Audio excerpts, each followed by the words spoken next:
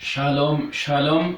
Obbolota koo karaa fuula Facebook fi YouTube na hordoftan hunduma nagaan waaqayyoo isiniif haa baay'atu jecha guyyaa har'aa kana macaafa qulqulluurraa ergaa gabaabaa isinii qabadhee dhiyaadhe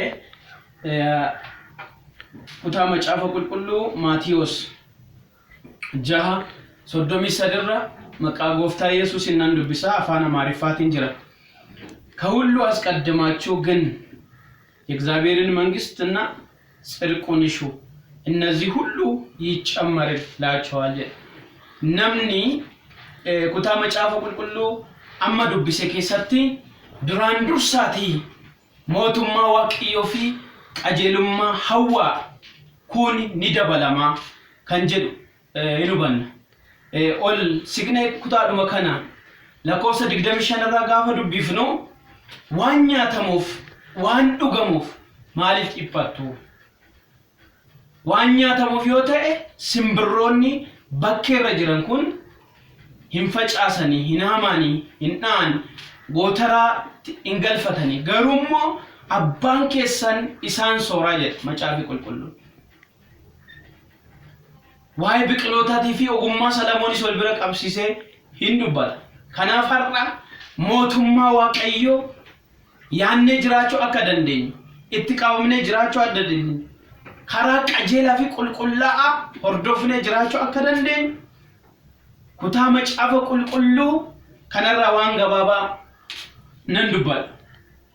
Waaqayyoo bara jireenya keenya keessatti isa beeknee abboommi isaa eegnee mootummaa isaatiif of qopheessaa akka jiraannu ni barbaada. Kanaaf ulfina isaa dhiisee Maariyaam Dubreerraa foon uffatee kan inni dhalate. Du'a isaatiin immoo waraanamuu isaatiin dhangala'uu dhiiga isaatiin akka fayyinu carraa nuuf kenne. Namni Yesuus Kiristoositti amanee Yesuus Kiristoositti qabamee yoo jiraate mootummaa isaatiif yoo of qopheesse jireenya isaa irratti wanti hundumtuu kan dabalamu ta'uusaa garuu angafti mootummaa isaa fi qajeelummaa isaa hawwa akka danda'e ta'e macaafa kanarraa hubanna jechaadha. አስቀድማችሁ መንግስቱንና ጽድቁን እሹ ሌላው ነገር ሁሉ ይጨመራል። እኛ ግን በህይወታችን ዘመን ዋጋ እየከፈልን ላይለንበት ጉዳይ የሚጨምረው ነው። ዋናችንን አስከብረን ዋናችንን ጠብቀን ተጨማሪውን ነገር በእግዚአብሔር በኩል የምናገኝ መሆኑን እንድናውቅ ማሳሰብ ፈልጋለሁ።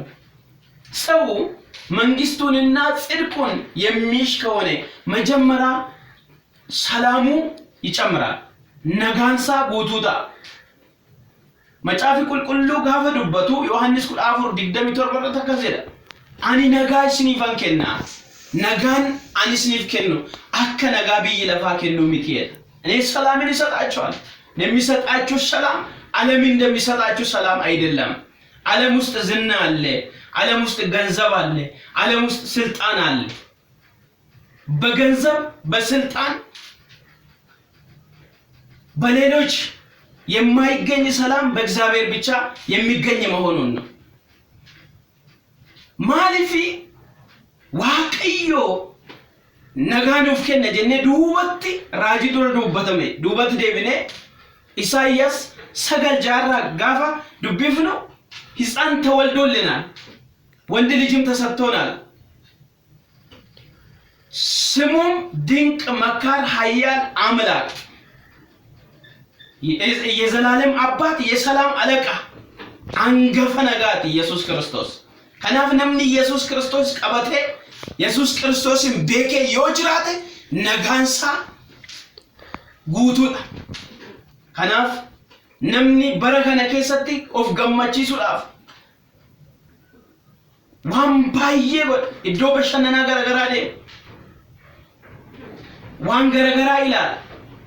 garuu nagaan sirriin nagaan qulqulluun karaa hafuura qulqulluu Yesuus Kiristoos otun deemin duratti bartootaan akkas jedhe ani nan deema yoon deeme garuu akkasumaan isiniin dhiisu hafuura qulqulluu isa isin jajjabeessu, isa isin barsiisu, isa isiniif dhugaa ta'e waaqarraa gara keessanitti fidu isiniifan kennaa.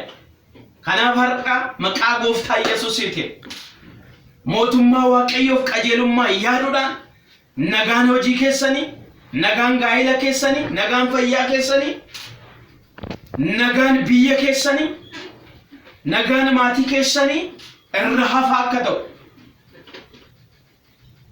guutuu akka ta'u Yesuus Kiristoos mana keessan irratti waan haaraa haa godhu. Kanaaf nagaan nama mootummaa waaqayyoo yaadu, qajeelummaa yaaduuf ni dabala. Jireenya nagaatti, jireenya gabiitti jiraachuudhaaf hafuura waaqayyoo keessoo keessan irratti akka affeertan, fuula waaqayyoo dura akka deddeebitan dhaamsa koo dabarsa. Lammaffaa irratti namni mootummaa waaqayyoo fi qajeelummaa isaa yaade yoo jiraatu gammachuun isaa guutuu ta'a. Namni gammade jedhaniif hin gammadan, uffataniif hin gammadan, nyaataniif hin gammadan. Dubbii sagalee waaqayyoo gaafa dubbatu Filiiphisiyoos 4:4 irratti yeroo hunduma waaqayyootti gammada, irra deebi'ee nan jedha waaqayyootti gammada jedha.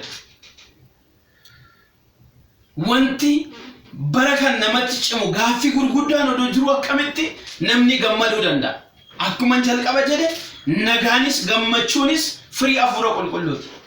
Hafuurri qulqulluun inni abdachiifame keessoo keessan keessa gaafa jiraatu, keessoo keessan keessatti iddoo gaafa qabatu,